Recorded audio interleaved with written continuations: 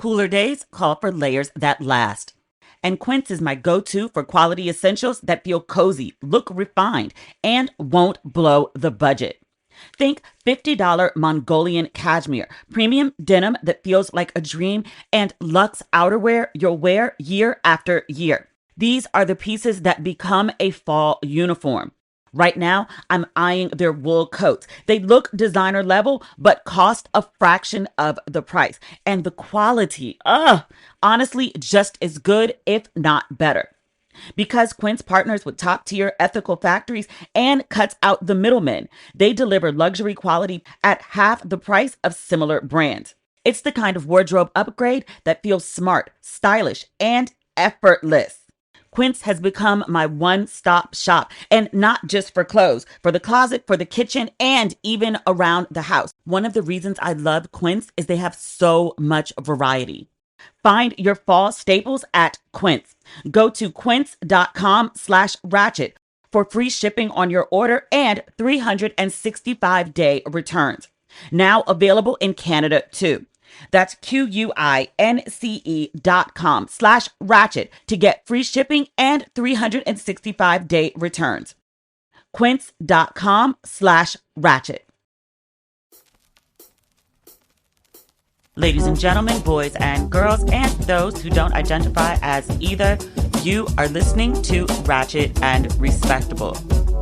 Y'all, this week has been a doozy. Right before I sat down to record this episode, one of my friends texted me and she said, "Are you hearing anything about D'Angelo?" I'm thinking she's asking about an album. On one of the episodes last week, there were two. There's a bonus episode that went up on Friday, interview with Kev on Stage. If you didn't get a chance to listen, please do.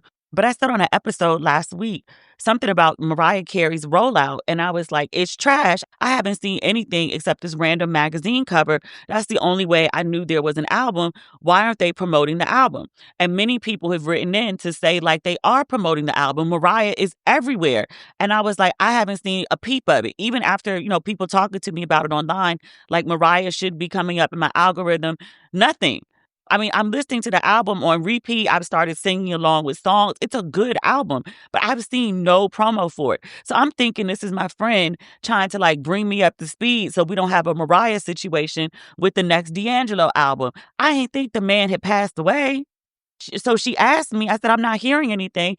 And then I went to just do a quick check on social. I searched his name and I saw Mark Lamont Hill, we'll talk about him in a second, was saying that he had sources that were saying D'Angelo had passed away.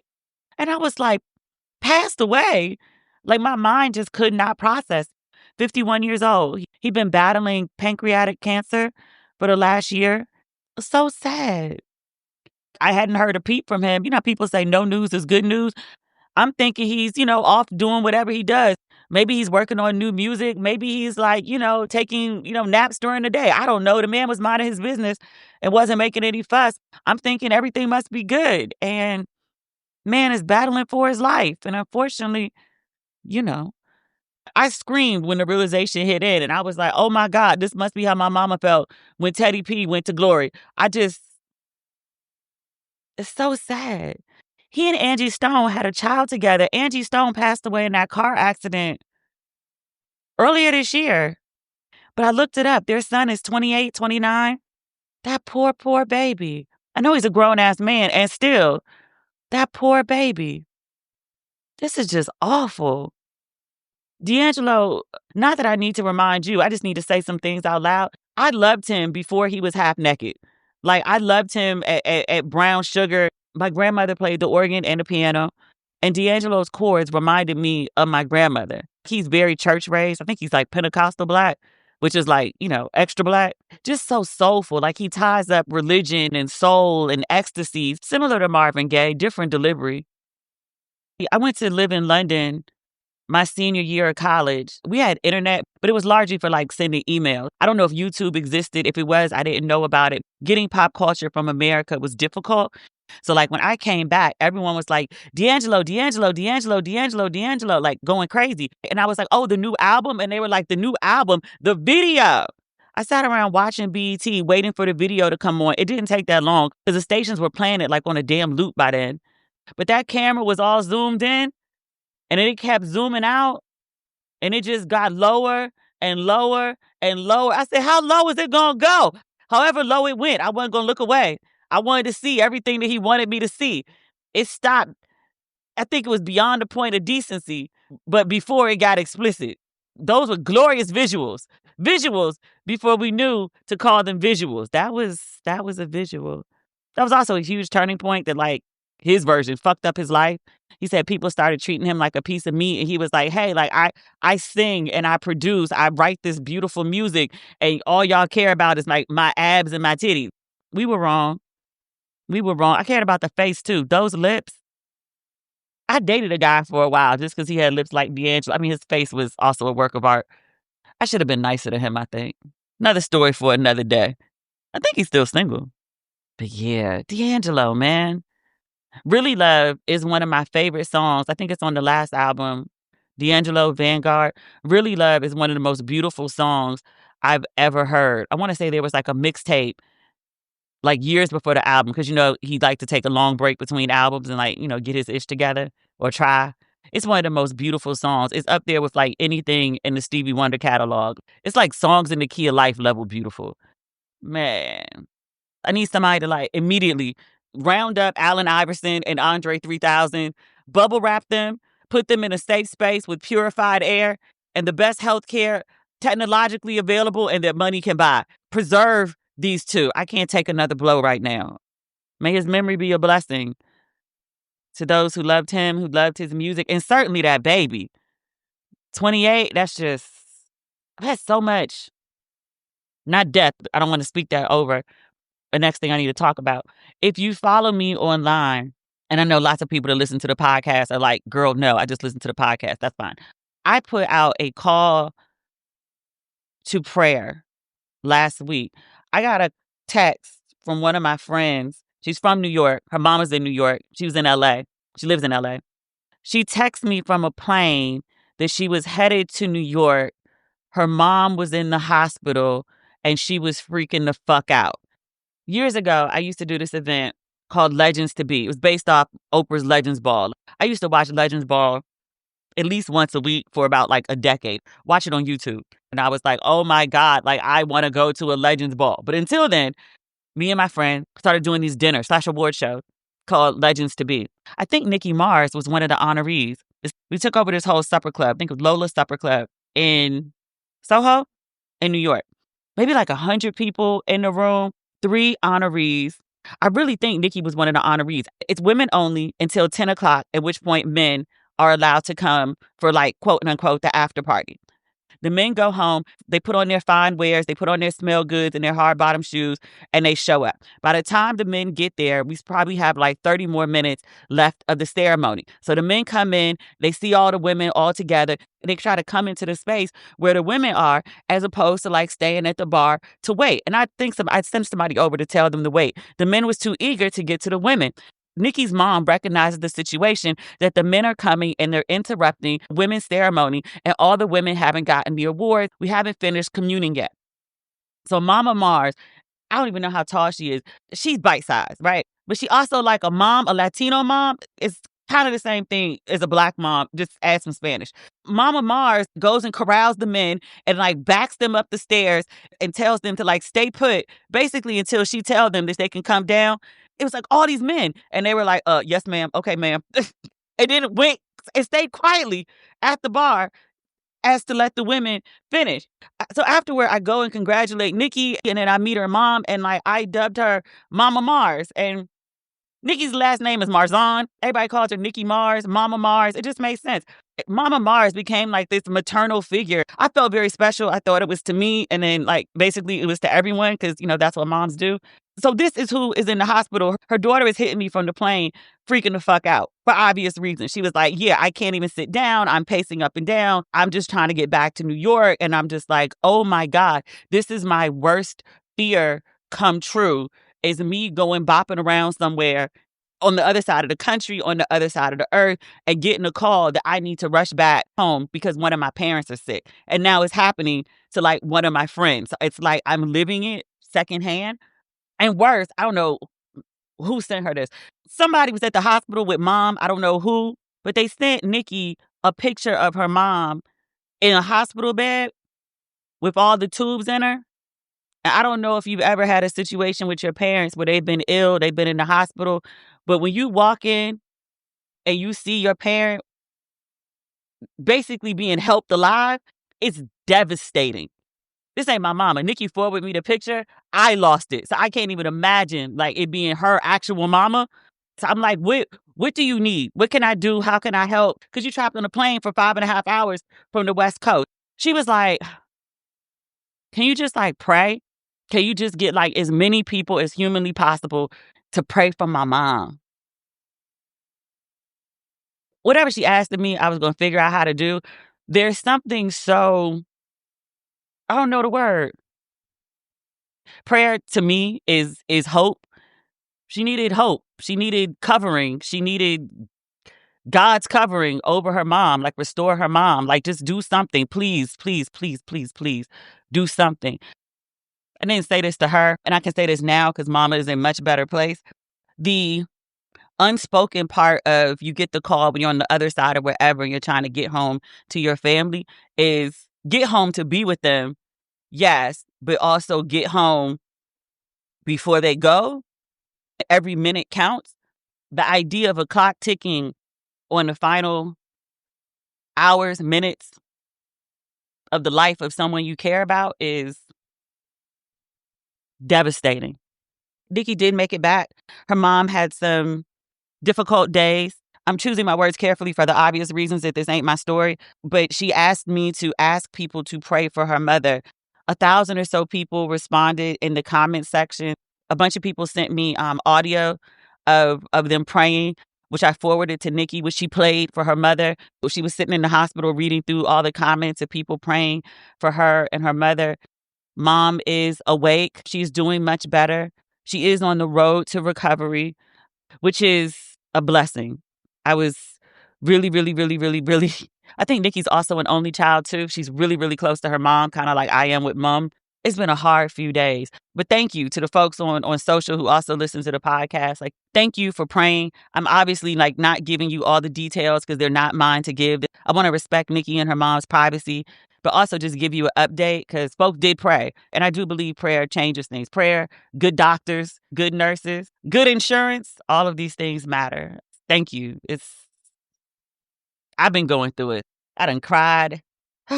My Nikki and Mama Mars, keep them in your prayer. She's doing much better. We want her to have a full recovery. So if you can spare a prayer, if you can add a name to the list, that would be most helpful. Last but not least, I was scrolling Instagram the other day and one of my friends passed away. When I moved to LA, I lived in North Hollywood and I had shipped my truck out there and still have Maryland tags. My parking spot was on the opposite side of the building from where I lived. And there were 3 parking spots right in front of my building and the car only had to be moved once a week. So 9 times out of 10, I would just park my car out front. There was a guy who lived in my building. He noticed my car with the Maryland tags and he had a dog. But he was walking his dog back to the building one day and he just hollered out and he was like, hey, like I live in the building. He was like, I saw your truck with the Maryland tags. And he told me what city he was from in Maryland. So we struck up a conversation. We exchanged numbers. And that was like my neighbor. We have cocktails sometimes at the house. He was a lovely man, a gay gentleman. He picked up my mail for me during COVID. When I moved from North Hollywood to DTLA, he was also moving. And I told him, I was like, oh, like I'll just give you my boxes. And he insisted on paying me for them. And he was like, you know, this is less than what I would spend and I don't have to drive to the store. And he was like, no, thank you. I really appreciate it. And then I tell you that just so you know, like the type of guy that he was. But I was scrolling the other day and I'm thinking it's just like, you know, it's his birthday or something. Like it's a picture of him surrounded by some flowers. And then like, you know, his beginning date, he was also a Cancer. I'm July 9th. He was July 8th. Literally, he's a year older than me. And then his end date. And I was like, huh? You just never really know when your time is up. With Nikki's mom, her birthday was Saturday, and Tuesday or Wednesday, she's laid up in the hospital, down bad. D'Angelo's 51. Like that sounds old to people in their 20s and early 30s. To people in their 40s, that sounds like around the corner. Like, what the fuck you mean you dead at 51? You're not old enough to be dead. Life is Life is a blessing, and it is not guaranteed. The stuff that you think that like, oh, I could do it next week, next month, next year, 10 years after I retire, when the kids graduate, just figure out a way to live your best life every fucking day. It doesn't have to be, jump from a plane, dance on a table, something, but like make the most of the moments of your life. You just also be a good person. I've known Nikki for 20 years. I met her mom probably 20 years ago. I've only been around her maybe a handful of times, but she has left such an impression that like I wailed like something has happened to my own mother, because that's the kind of lady she is. The guy who lived in my building, that most of our time spent, other than like the kikiing with wine and stuff, were texts and DMs, but he was a good person. His passing leaves a void. D'Angelo, obviously, I don't know this man. He created beautiful art. Not just that he was beautiful. If he never took his clothes off, or how does it feel? Because he had him on for Brown Sugar and he was still phenomenal. If he never took his clothes off, he still would have been listed among the greatest. Little troubled self. I hope he found peace. I appreciate the legacy that he left us with his music. So sad. Pray for that baby. Pray for that baby. Cooler days call for layers that last. And Quince is my go-to for quality essentials that feel cozy, look refined, and won't blow the budget. Think $50 Mongolian cashmere, premium denim that feels like a dream, and luxe outerwear you'll wear year after year. These are the pieces that become a fall uniform. Right now, I'm eyeing their wool coats. They look designer level, but cost a fraction of the price. And the quality, honestly, just as good, if not better. Because Quince partners with top-tier ethical factories and cuts out the middlemen, they deliver luxury quality at half the price of similar brands. It's the kind of wardrobe upgrade that feels smart, stylish, and effortless. Quince has become my one-stop shop, and not just for clothes, for the closet, for the kitchen, and even around the house. One of the reasons I love Quince is they have so much variety. Find your fall staples at Quince. Go to quince.com/ratchet for free shipping on your order and 365-day returns. Now available in Canada too. That's QUINCE.com/ratchet to get free shipping and 365-day returns. Quince.com/ratchet. We have a few updates this week. The Ratchet and Respectable merchandise that y'all pre-ordered is in. Everything's going to go out this week, so we're on track for that. Also, See Some World is launching this week, probably Thursday. I'm going to let it run through Monday night, and then I'm actually legitimately going to have to cut it off like for good, because I got to get everything to the printer, and then she's got to get everything back to me, and we need to be able to ship everything before I get on a flight to go. I like to be present, physically present, to troubleshoot in case anything goes left. So at some point on Thursday, it might be Thursday morning, it might be Thursday at 11:59 p.m., I will put up the pre-orders for See Some World. Oh, we have a little update on Wendy Osefo from Real Housewives of Potomac. Last Friday's episode, we talked about Wendy and her husband Eddie, getting arrested. There are multiple charges, but in essence, the allegation is insurance fraud. They said their house got broken into. They claimed something like $450,000 in USD worth of items have been stolen from the house. The insurance company, as well as the local police department that they reported the robbery to, they are alleging that never happened. Last episode, when we talked about what was going on, the story had just broke that morning. People had a really good update, but I hadn't had a chance to look at the charging documents. One thing that I didn't say last week is that the police raided their house. They went in their house looking for the items that had been alleged to be stolen. According to the charging document, they found 15 of the items that they said had been stolen. Now, it is possible that the items that they reported stolen, they got the money from the insurance company and they went and repurchased the items. And if that is the case, then they should easily be able to clear that up with receipts, literal receipts. Please, Lord, let this be the case. I don't want to see these Black people go to jail. I don't. Also, what we didn't talk about was the husband, who was a lawyer, sent an email to his wife, who has like 4 degrees, and asked her if she could think of anything else that they can list to the insurance company. The max payout they can get is 450,000, and they were at like 420 something. So he wanted to raise it up. He wanted to get as much out of the insurance as he can. So he was like, "Can you come up with some more items?" I'm like, "Either it's missing or it's not, sir. Like, that doesn't look good." And also, like, sir, you're a lawyer. Why are you putting shit like this in writing? Wendy and her husband did respond, at least via their rep. This is the statement sent to Page 6. It says, quote, "They are grateful for the outpouring of concern and support from friends, fans, and colleagues. They, alongside their legal team, look forward to their day in court. At this time, they respectfully ask for privacy as they focus on their family and the legal process ahead." I will say this: the charging documents don't look good. If the things that they are accused of can be proven in court, they are more than likely going to jail. I hope that there is some plausible explanation.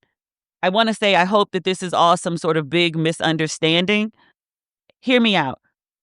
I guess being on that show, and this is literally 10 years ago, was one of the absolute worst experiences of my entire life. Like, it is a massive regret.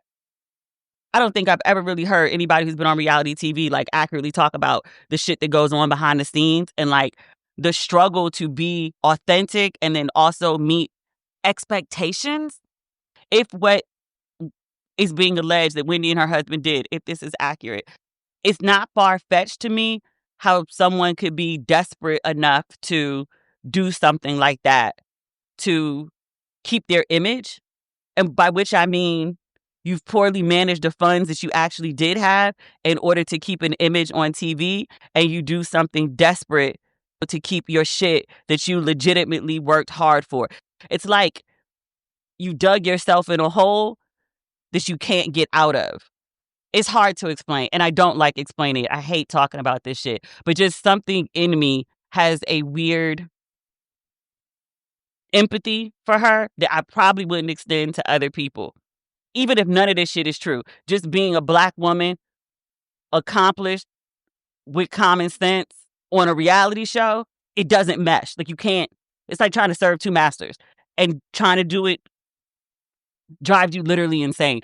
I'm still dealing with the consequences of that shit literally over a decade later. That's why I don't talk about it. I feel bad for Wendy. I would love to go in. I like to have a good full rant with like a full bodied red in my system. It's not in me. It's not. I watched Den of Kings. Are you familiar with this show? It's kind of like House Guest, Scott and House Guest. Scott has like one guest, but this is like Kirk Franklin and many guests, all men. So Den of Kings, all kings getting together, and they talk about like man stuff. It's like Red Table Talk, but for men. They literally sit around the table and Kirk Franklin makes everybody eat. Kirk Franklin is like the good uncle at Thanksgiving, like the non-drunk uncle, but he will get in your business and question you, but like in a loving way. So I'd never watched the show before. This combination of people I was like, well, a couple people that I follow were on the show. Kev on Stage. We mentioned I did an interview with Kev. Dr. Barnett. I hate y'all. What y'all did over that picture, y'all ain't shit for that. He is a nice man. That's it. I follow him. He talks a lot about relationship, men's wellness, men's health. Jonathan Majors wasn't really all that interested in what he had to say. And Ray J, which I feel bad for him because I feel like I don't know if he intends to be comedic relief or he is comedic relief, but there was a clip circulating. He was going back and forth with NLE Choppa. I looked at him and determined that he was a rapper, and then had to like Google to verify he is in fact a rapper. He's a 22-year-old rapper, all tatted up, beautiful teeth, real cutie pie. He and Ray J were doing a little back and forth, and NLE was like, he's the rapper. Like, you would expect him, like, just based on stereotypes, to be like the excitable one, but he was calm, and Ray J was excitable, and then Ray J was like, man, I'm about to go smoke a cigarette. And I was like, what is going on? So enough people were talking about the show on Threads, and I was like, well, it sounds like it could be something. I like Kev. I'm interested in other perspectives on the panel, so I will watch the show. So I tuned in. It's one of the greatest episodes. It's kind of up there. Stay with me. It's kind of up there with Cat Williams on Shannon Sharp, but it's more subtle. Like there's just a lot happening all at once. It's set up.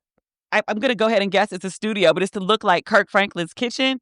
And Kirk is in there with the chef and everything's good. He's telling us about what they're going to be eating that day. I think they were going to have some jerk chicken, but the chef got to make this, right? So when they first get there, like somebody has put out fruit plates. Everything about how Kirk Franklin reacted to the fruit plate lets me know that Kirk Franklin will be eating off fruit plates. Like he's not a charcuterie board type of man. This isn't his life, right? But somebody has put it out because it presents nicely on screen. So all the men are coming to the house, and every single one, Kirk Franklin wants to remind them. He was like, we got some fruit, but he was like, I got some real food. He was like, I'm gonna bring out some real food. He was like, this ain't all we eat. We got real food. We got jerk chicken. There's some jerk chicken. Like he wants everybody to know that he's not this bougie Negro just trying to serve people like grapes and crackers. And so people have varying reactions to the food.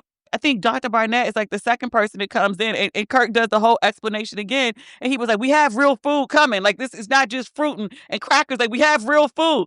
Dr. Barnett seems to like pick up on like the franticness. And he was like, hey, I'll have some blueberries. Like it starts with Kirk and the fruit and then the blueberries, and it is just like off the chain from there. The rest of the guys come in. Ray J is the last person in. I don't know that they gave people the full lineup of who all was going to be there with them, because everybody looks very confused when Ray J comes in. But Ray J is also wearing this like gigantic, is that a 10-gallon hat? Like this gigantic cowboy hat that he doesn't take off for the whole fucking interview. It is excellent TV. So they all sit down. Kirk is like, the uncle in charge.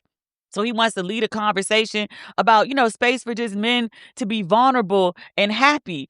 I think the first question he asked men, what do you do to feel happy? Like when in your male life do you feel happy? And the men they just look confused. It's like somebody was asking him about like advanced algebra. Like they kind of just sit there. And then Dr. Barnett like intervenes, and he was like, hey, like, that's like a difficult question for men because we're not really thought of as like the providers of happiness. And all the men are like, And I was like, is this what's going on with y'all?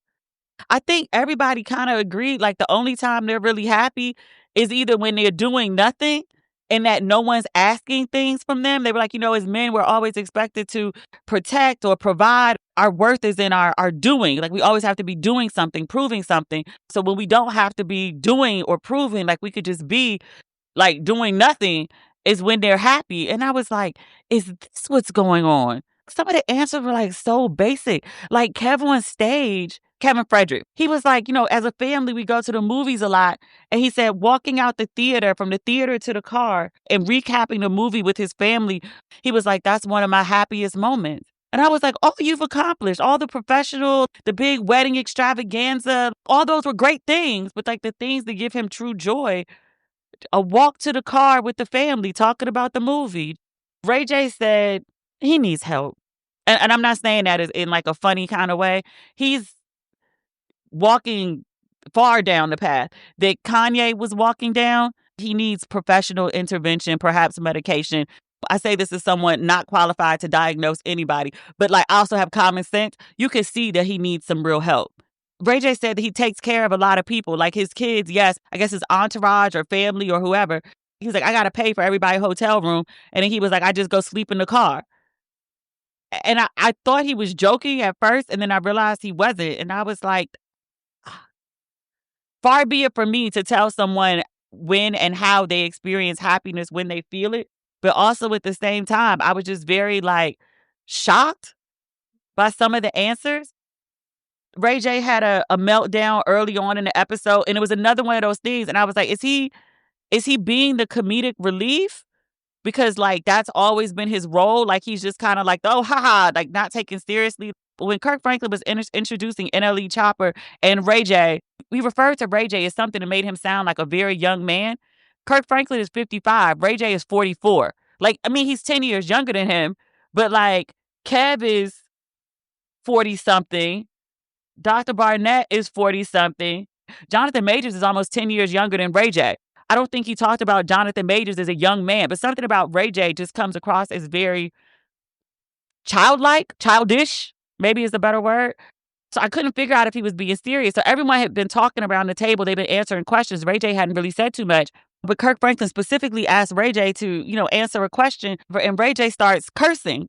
And then he apologizes. And he was like, because, it's Kirk Franklin and, Christian and Stomp and all that. Then he starts apologizing. And he's just like really like starts beating himself up really bad for not having proper communication or etiquette or using profanity in the presence of these Christian people. He has like a whole meltdown. And I was like, I can't tell if he's being serious or not. And then I realized like, I think he is being serious. He needs help. It was such a fascinating episode. NLE Choppa, early on in the episode, as he's speaking, before anybody else said it, I was like, yo, how old is he? And I Googled it or whatever. And like 22. I was like, he's profoundly mature for 22. Like his perspective and just how he carries himself. He speaks in a very deliberate, thoughtful way, as if he actually thinks about the words coming out of his mouth. Some people just say anything. Ray J was and making good sense. Like he was sounding like a very mature man. And Kirk Franklin at one point asked, like, yo, how old are you? As 22-year-olds tend to be, you can have very impressive moments, but then they're also very 22. So as the episode went on and on and on, like NLE Choppa, I guess he felt comfortable speaking in this room full of men, and no reason he shouldn't. Like it was an open space. Like Kirk Franklin made that clear.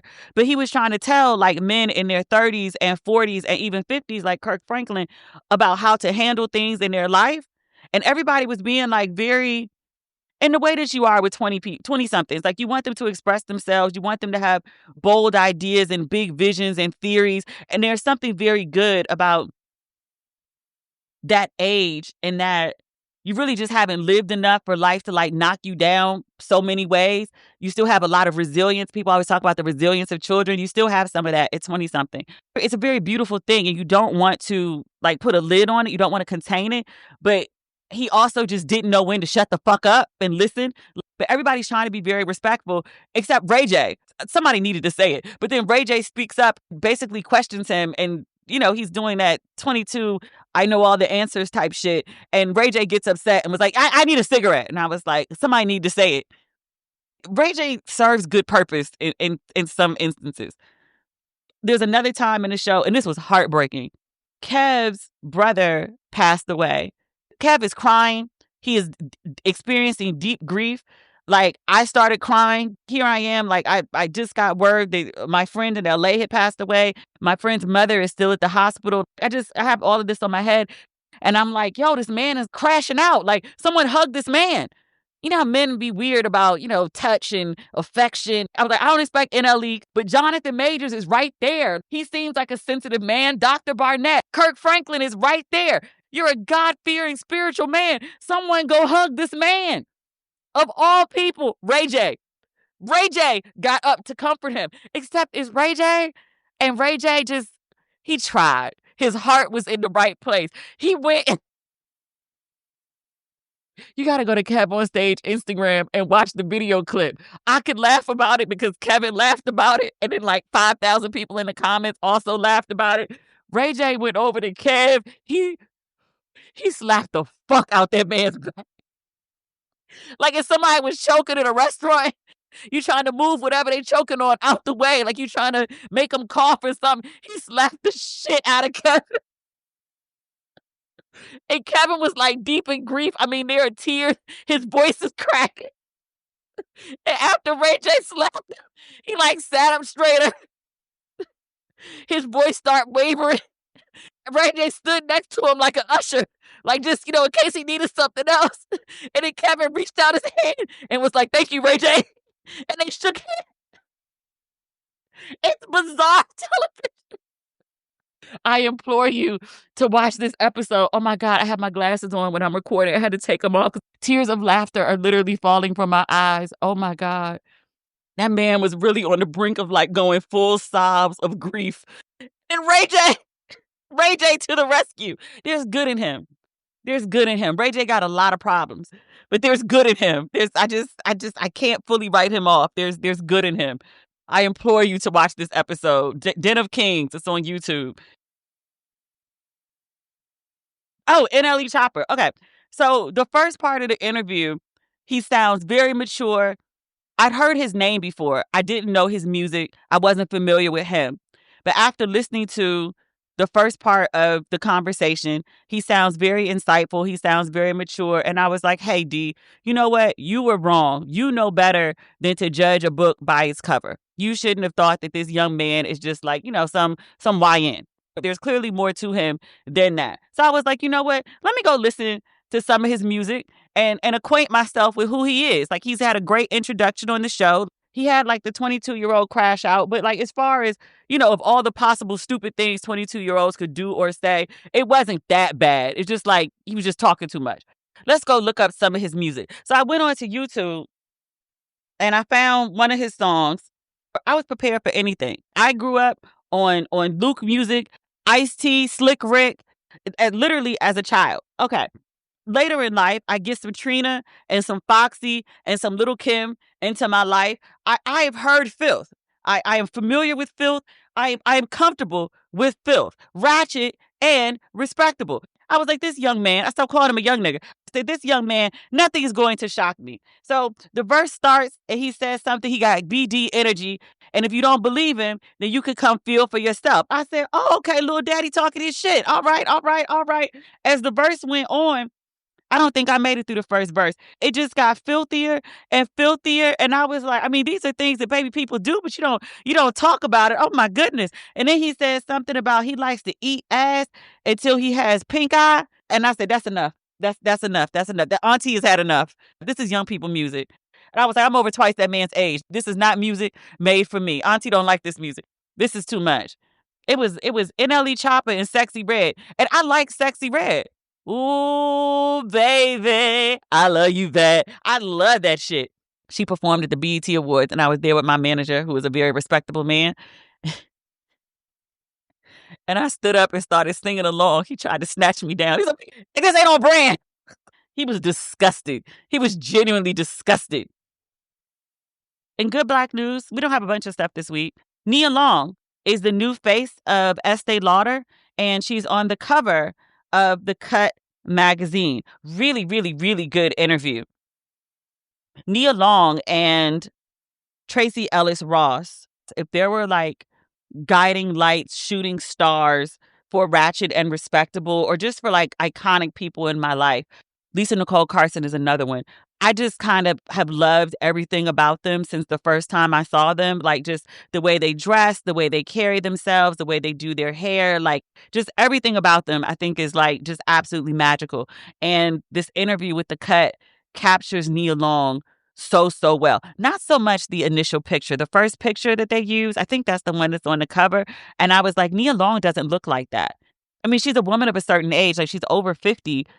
She looks fresh and vibrant. And I just didn't feel like the picture that they used for the cover, that doesn't really, I mean, she looks beautiful, but it doesn't look like Nia. I mean, it does, but it doesn't. She's also wearing this fabulous, you should look at the picture literally for this Laquan Smith gown.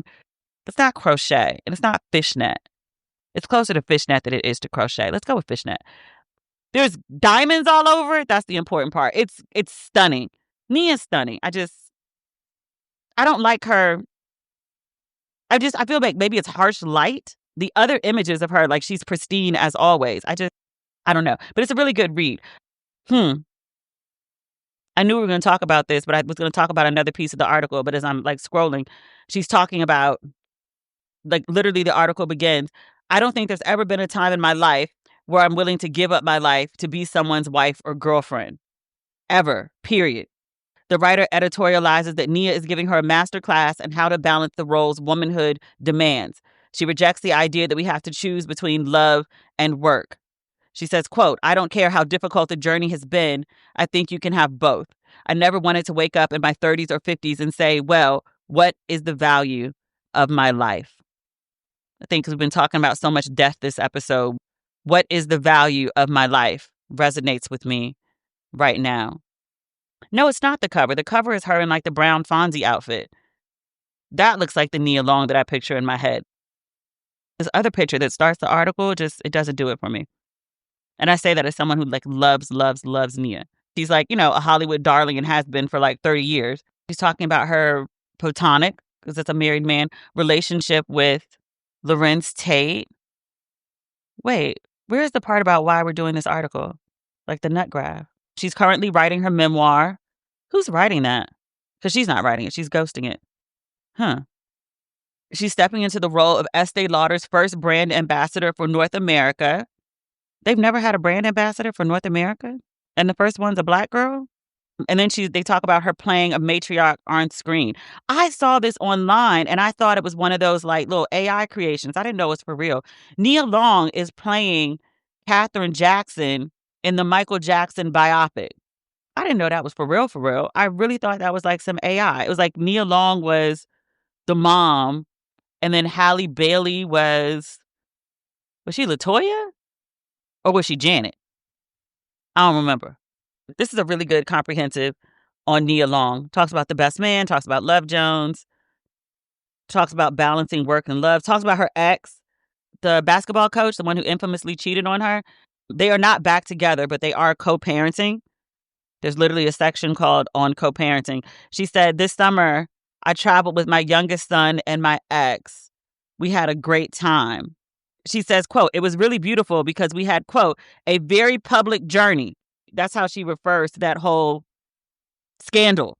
But she says they found their way to peace and understanding and that they have a lot of mutual respect for each other. She says the most important gift you can give your kids is to heal your trauma. I don't talk much about my personal life because it's no one's business. But every now and then people speculate things on social media and it's like me and Coach are good. I hope he wins. He deserves to win. He's really great at what he does. We can have experiences with our son and make him the priority. She says, she talks about life in her 50s. D'Angelo. She says, I'm turning 55. Oh my gosh. She says, I'm turning 55 this year. My 60s are around the corner. It sounds crazy to me because I still feel like I'm in my 30s. Oh, this last picture of her is absolutely gorgeous. It's another one in like the Fonzie. I don't know, is it a dress? Is it a wrap? Is it a sweater? I don't know what it is, but it's Fonzie hair. It's the same color as Fonzie, the little Muppet. Yeah. She's stunning. Let's see, do we have anything else? There's another article. It's not on The Cut. No, it's on Vulture. It's about the uncanceling of Chris Brown. Chris Brown was performing in D.C., I want to say like not this past Sunday, 2 Sundays back, but he was performing in D.C. I think there were a couple shows. Breezy Bowl. It's the 20th anniversary of Chris Brown's first album. I loved him.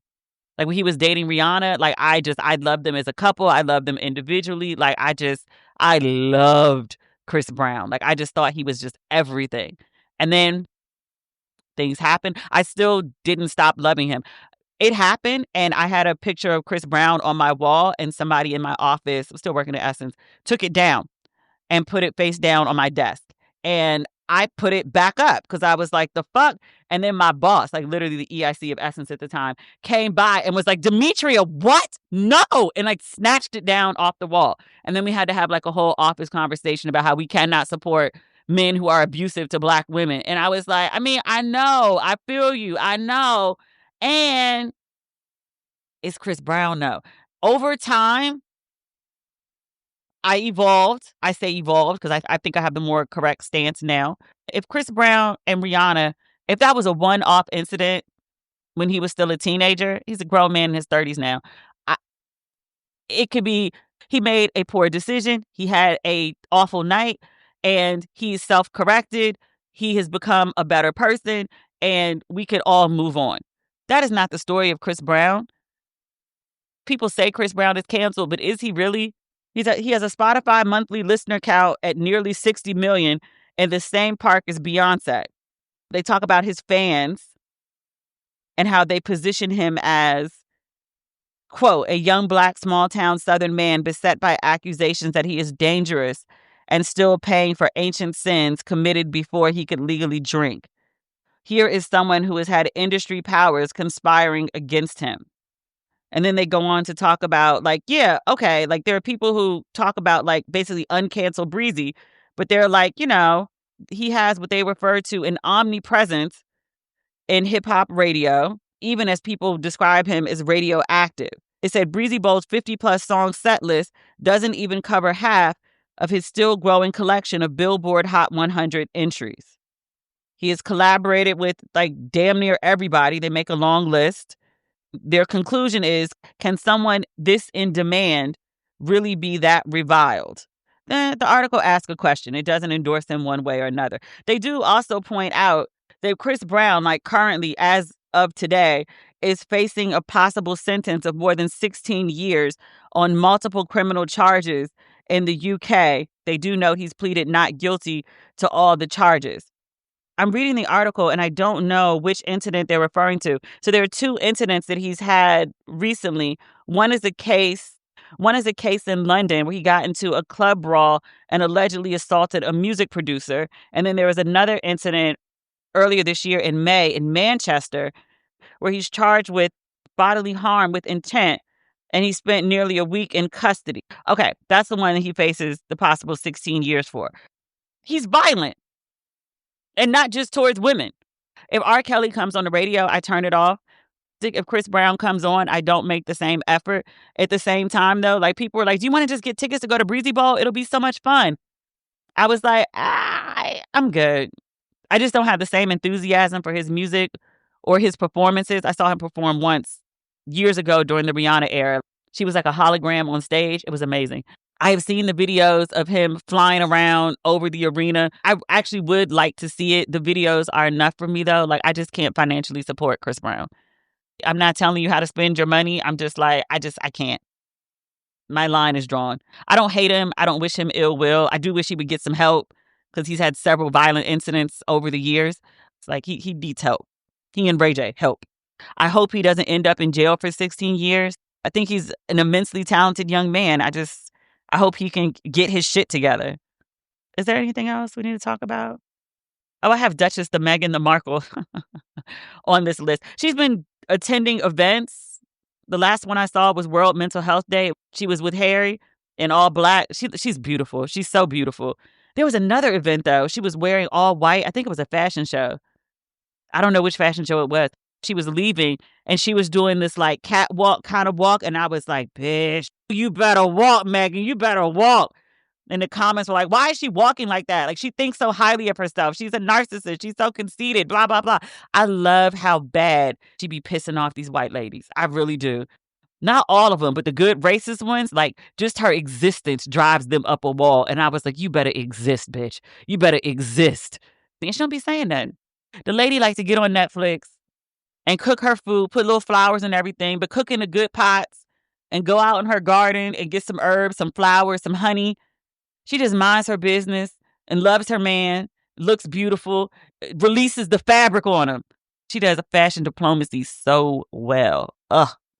I guess we should have put that in Good Black News. We had a lot to cover today. All right, that's the episode. Please remember to log on and pick up your See Some World merch. SeeSomeWorld.com, DemetriaLLucas.com, RatchetAndRespectable.com. It's all the same site. At some point on Thursday, it's pre-order, so you don't have to go crazy. I'm going to let it run from Thursday until Monday night. We get all the merch printed and shipped before I get on this plane back to South Africa next month. All right? Thank you, as always, for listening. And, all right, I think it's never everything, but it's things that we've covered, and now we're done. All right. Talk probably next week. All right. Bye.